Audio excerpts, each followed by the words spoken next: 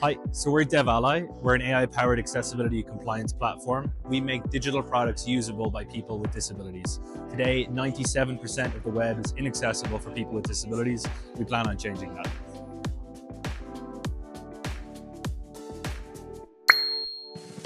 So our enterprise offering is currently being integrated into one of our enterprise design partners. They're making use of some of our new cutting-edge tooling to assist users with disability in doing actual hands-on testing with their products, which is incredible. We also have our mid-market offering, which allows users to self-serve their own platform meeting. So they get online, they come through our platform, and they use our product to essentially make their product completely usable by people with disabilities.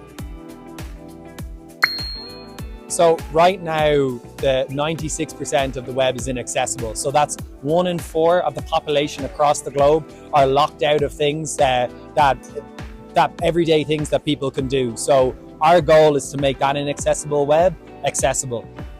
So we're really, really fortunate that when people go on websites, when we'll be able to use our technology to allow them to do everyday things, buy their groceries, take a taxi, use a product that you and I take for granted. That's the real power of DevAlly. It goes back to the core principles of what the internet is, meaning that the internet should be open and accessible for everyone.